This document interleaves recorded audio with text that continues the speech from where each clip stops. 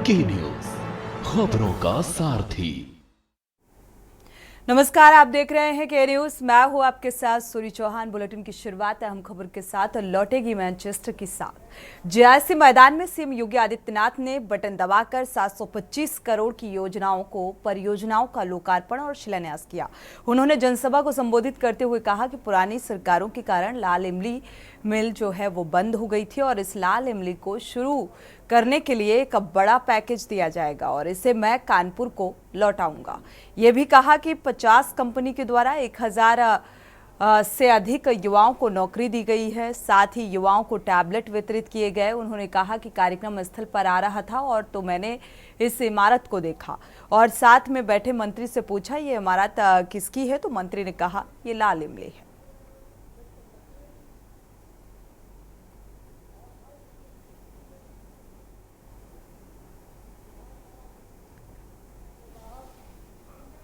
और भाइयों, आज विकास का क्या मॉडल होना चाहिए यह उत्तर प्रदेश तय करता है।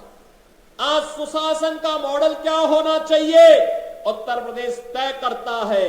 कानून व्यवस्था कैसे होनी चाहिए आज ये उत्तर प्रदेश तय करता है। लेकिन इससे पहले के दृश्य क्या थे? बहनों और भाइयों, मैं भी आ रहा था, कार्यक्रम स्थल पर आ रहा था और जैसे ही मैंने वित्त मंत्री से पूछा, हम दोनों एक ही गाड़ी में थे, मैंने कहा खन्ना जी आपने इस इमारत को देखा है क्या है? खन्ना जी ने कहा हां, यही लाल इमली है। बहनों और भाइयों, कानपुर की लाल इमली जो कानपुर की पहचान बन चुकी थी, क्यों बंद हो गई? एक कांग्रेस के बेईमानी और भ्रष्टाचार का एक स्मारक बन चुका है। जहां यहां के नौजवानों को नौकरी और रोजगार मिलना चाहिए था, हजारों लोगों के परिवारों का पेट पलता, आज वो इनके भ्रष्टाचार का एक स्मारक बन करके चिढ़ा रहा है। लेकिन हमारी सरकार ने तय किया है लाल इमली का पुनरुद्धार करने के एक बड़े पैकेज के साथ हमारी सरकार आगे बढ़ने जा रही है। सारिका संवाददाता ऐसी खबर पर जुड़ी हुई हैं। सारिका, जो एक देखा जाए महज फोटो खिंचाने की इमारत बन चुकी है लाल इमली, जो कभी जानी जाती थी उद्योग के लिहाज से, और अब क्या लगता है एक बड़े पैकेज का ऐलान हो सकता है? बिल्कुल, मैं बता दूं, जिस तरीके से आज करोड़ों रुपए की सौगात जो है शहरवासियों को उत्तर प्रदेश के मुख्यमंत्री योगी आदित्यनाथ जी ने दी है, उसके बाद इन्होंने हजारों लाभार्थियों को कई योजनाओं से लाभान्वित भी करा है। जिस तरीके से 1000 छात्रों को टैबलेट और स्मार्टफोन वितरित करे गए। और वो जब कानपुर में आए थे सीतामऊ उपसभा सीट के लिए हुंकार भर रहे थे, जनसभा के दौरान लोगों को संबोधित कर रहे थे, तो उन्होंने एक बड़ा ऐलान कानपुर शहर के लिए किया है। और सबसे पहले उन्होंने कांग्रेसियों को कहा कि उन्हीं की वजह से आज ये लाल इमली जो है वो बंद पड़ी हुई है। जो लाल इमली एक जानी मानी कानपुर शहर के नाम से जानी जाती थी और आज उसकी दशा कांग्रेसियों की वजह से हुई। और उसी दौरान उन्होंने यह बड़ा ऐलान करा कि जो लाल इमली है इसको फिर से दोबारा से शुरू करा जाएगा और इसके साथ साथ इसका जो जीर्णोद्धार है करने की प्रक्रिया सारिका, है, ऐलान तो बहुत हुए, देखा जाए लैपटॉप का वितरण भी हुआ, टैबलेट भी बांटे गए और साथ ही कई परियोजनाओं का शिलान्यास और लोकार्पण भी हुआ। और ये क्या महज एक चुनावी लिहाज से इसे जोड़कर देखा जाए? नहीं, देखिए, उन्होंने योगी आदित्यनाथ जी ने जब यह ऐलान करा तो उन्होंने साफ तौर पर जनसभा को संबोधित करते हुए ये भी कहा कि उनकी इस बात को कोई जुमलेबाजी ना समझे। उन्होंने जो अब तक कहा है वो करके दिखाया और ये ऐलान भी उनका यही रहा है कि उन्होंने जो कहा है कि लाल इमली फिर से चलेगी, फिर से दौड़ेगी, तो उनका ये जो ऐलान है वो कहीं ना कहीं धरातल पर दिखाई देगा। और जल्द ही जिस तरीके से कानपुर शहर में विधानसभा अध्यक्ष बैठते हैं सतीश महाना जी और यहाँ के जो वरिष्ठ नेता हैं, जो सांसद है, वो सब बैठकर इसकी रणनीति को बनाएंगे और एक बड़ा जो अमाउंट है वो लाल इमली को शुरू करने के लिए जारी हो सकता है। शुक्रिया सारिका इस तमाम जानकारी को साझा करने के लिए। तो कानपुर को लाल इमली लौटाऊंगा, ये ऐलान किया है सीएम योगी आदित्यनाथ ने। एक बड़े पैकेज के साथ शुरुआत होगी, यानी कि ये तस्वीर बदलेगी। बढ़ते आगे और बात करते हैं पकड़ा गया नरभक्षी कितने बागी। बहराइच की महसी तहसील में आतंक का पर्याय बने आदमखोर भेड़ियों के हमले से ग्रामीणों को बचाने की कवायद जारी है और अब तक कुल 4 भेड़ियों को पकड़ लिया गया है। भेड़ियों को पकड़ने के इन प्रयासों के साथ ही वन विभाग लोगों को सावधान रहने की भी सलाह दे रहा है और इस मुद्दे को लेकर सियासत भी तेज हो गई है। समाजवादी पार्टी के अध्यक्ष अखिलेश यादव ने भेड़िए के हमले को योगी सरकार की नाकामी बताया और उत्तर प्रदेश सरकार के वन मंत्री अरुण सक्सेना ने कहा है कि 4 भेड़िए पकड़े गए हैं, अभी 2 और भेड़िए बाकी हैं, उन्हें भी जल्द पकड़ लिया जाएगा। वन विभाग की टीम वहां तैनात है, थर्मल ड्रोन लगाए गए हैं। वन विभाग की टीम लगातार गश्त करेगी।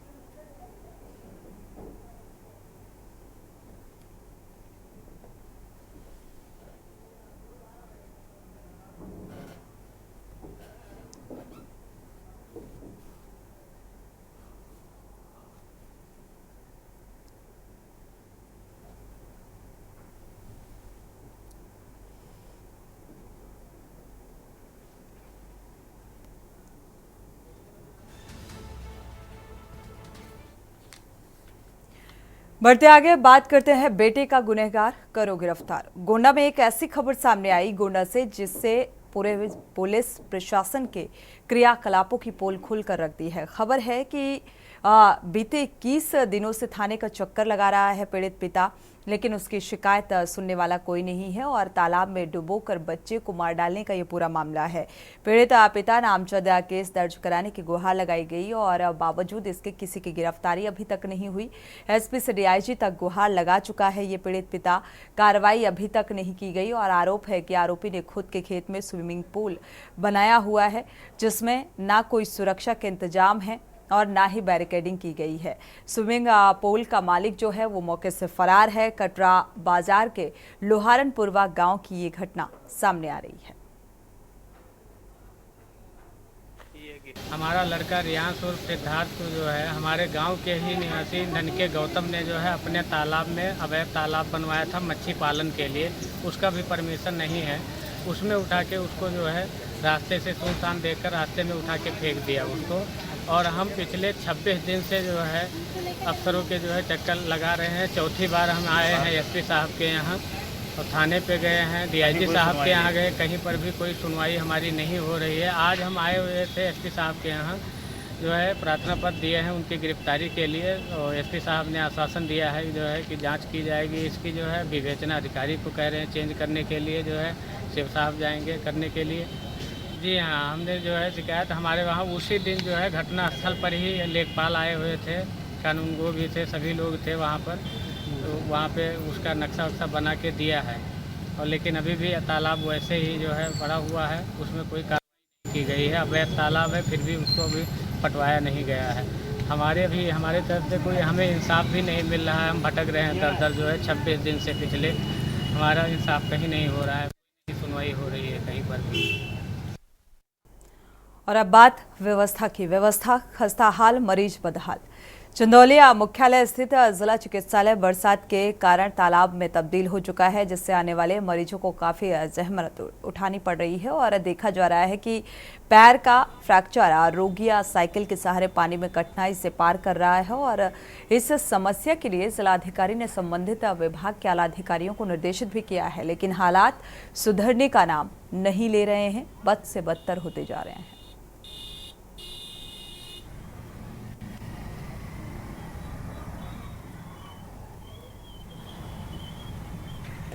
तो अस्पताल में जाने वाले मरीजों को इस पानी से होकर गुजरना पड़ रहा है। जो तीमारदार हैं, मरीज हैं, वो बेहद परेशान हैं और ये व्यवस्थाओं की भी पोल खोलती हुई तस्वीर सामने आ रही है। जल भराव से मरीज पूरी तरीके से बेहाल हैं और ये शख्स आप देख पा रहे हैं फ्रैक्चर है पैर में, बावजूद इसके ये किस तरीके से साइकिल के सहारे जो ये रास्ता है अस्पताल का तय करता हुआ नजर आया।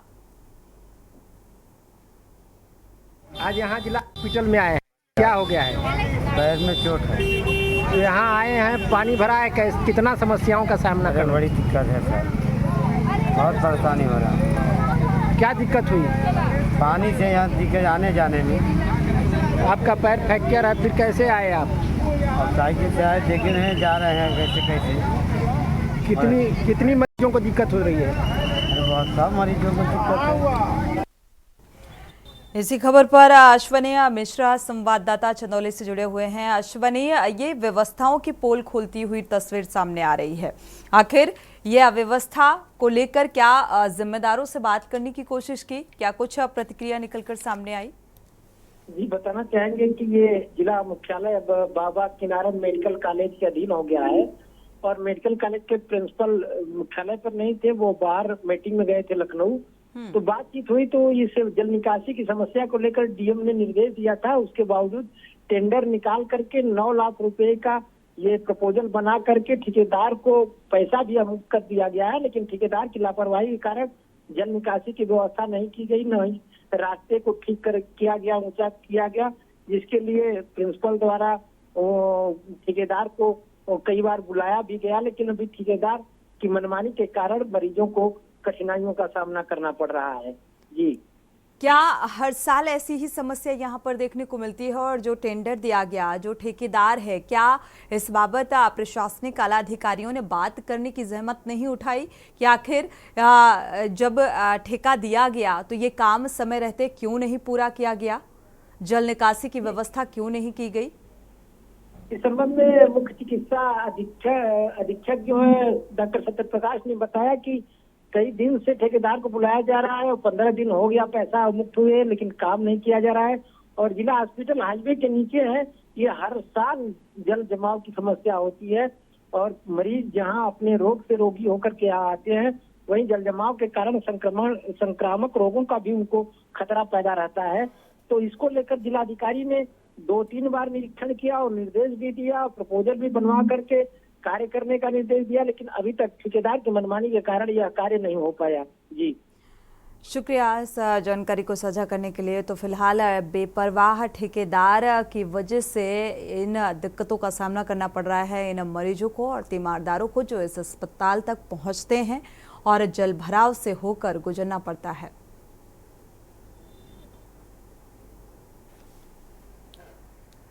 बढ़ते आगे और बात करते हैं सरयू में उफान, लोग परेशान। उत्तर प्रदेश के बस्ती जिले में बारिश की वजह से सरयू नदी का पानी लगातार बढ़ता जा रहा है। इससे कई इलाकों में कटाव की समस्या बढ़ गई है और कटाव से किसानों को काफी दिक्कतें हो रही हैं, नुकसान उठाना पड़ रहा है। देखिए ये रिपोर्ट।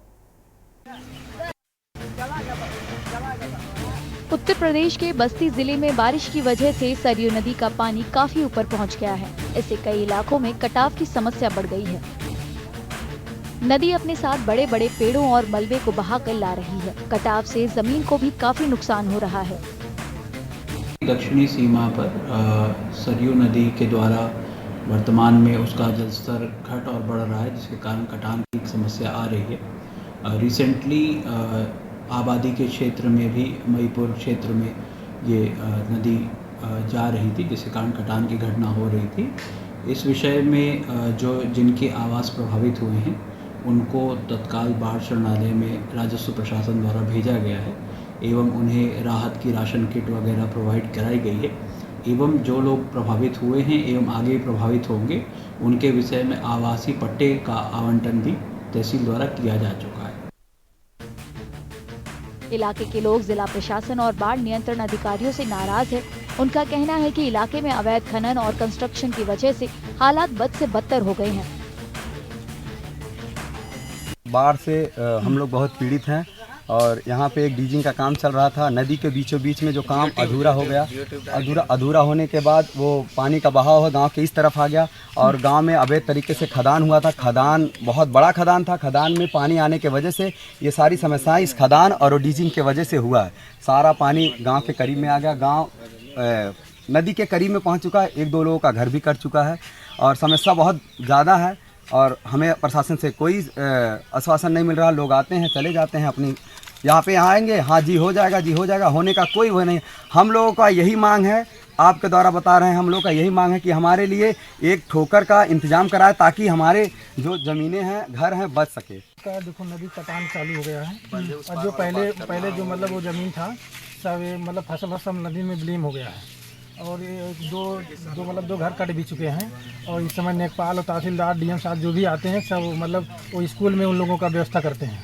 तो स्कूल में हम लोग का व्यवस्था कब तक होगा सर? हम लोग का यही गुजारिश है कि बंदे के उस पार जो ज़मीन है हम लोग का बैराड़ी अतमाल या महुआ पार कला का जो भी ज़मीन है वो हम लोग को ज़मीन मिलना चाहिए। जो अवैध तरीके से दूसरे लोग ने कब्जा किया है वो हम लोग का हमारा हक हमको चाहिए। नहीं कब तक हम लोग स्कूल में व्यवस्था करेंगे या अदर जगह ही जाएंगे। उधर हालात को देखते हुए लोगों ने अपने घरों को खुद जेसीबी से तोड़ना शुरू कर दिया है। वो अपने घरों के दरवाजे, ईंटें और जरूरी सामान को सुरक्षित जगहों पर ले जा रहे हैं। बाढ़ की वजह से उनकी हजारों एकड़ फसल भी बर्बाद हो चुकी है।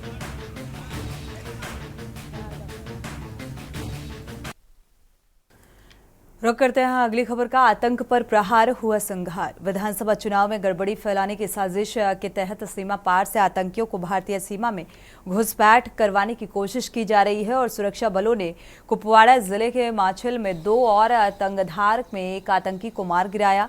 हालांकि तीनों आतंकियों के शव अभी नहीं बरामद हुए, इसलिए दोनों स्थानों पर अभियान जारी है। और इसके अलावा राजौरी के खेड़िया, मोहरा, लाठी और दंथल इलाके में बुधवार देर रात शुरू हुई सुरक्षा बलों और आतंकियों के बीच मुठभेड़ हो रही है। सुरक्षा बलों ने आतंकियों को घेर रखा है और इलाकों में 2 से 3 आतंकियों के छिपे होने की आशंका है।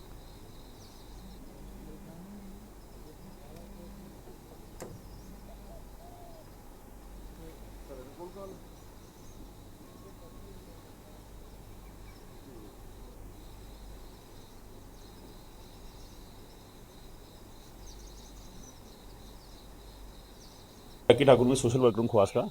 तो एरिया ये रात से कुछ 12 साढ़े 12 के बाद कुछ मतलब के मूवमेंट्स वगैरह हो रही थी एरिया में। लट्ठी में पड़ता है, ढलेरी लट्ठी के बीच में। तो कुछ रात को फायरिंग वगैरह हो रही थी। अभी इसका कोई पता नहीं कि क्या हो रहा है। हमने तो फायरिंग ही सुनी है। अभी साथ में रोशनी वगैरह लाइटें वगैरह चढ़ रही थी। अभी उसका पता नहीं कि कितने मिल रहे हैं, क्या है, कौन सी इसको पुलिस है। तो हमारी लोकल पुलिस जो है खवास वाली है, ये चौकी अफसर हमारे खवास वाले ये शुक्र साहब, तो इनकी पूरी टीम है। इन्हीं ने कार्डन शार्डन लगा के रखा हुआ था क्योंकि ये बड़े एक्टिव हैं। तो बाकी आगे का पता नहीं कि कितनी कोई मिलिटेंट मरा है या नहीं मरा सर, इसकी अपडेट अभी तक हमारे पास। ये इलाका कौन सी डिस्ट्रिक्ट का है? ये डिस्ट्रिक्ट रजौरी का है, तहसील खवास में पड़ता है। ये पड़ता है लट्ठी दाड़ियाँ और इसके लट्ठी दाड़ियाँ के बीच में पड़ता है सर ये। इसी के साथ बुलेटिन में इतना ही। आगे खबरों के लिए आप देखते रहिए के न्यूज़ इंडिया। आप देख रहे हैं के न्यूज़, खबरों का सारथी।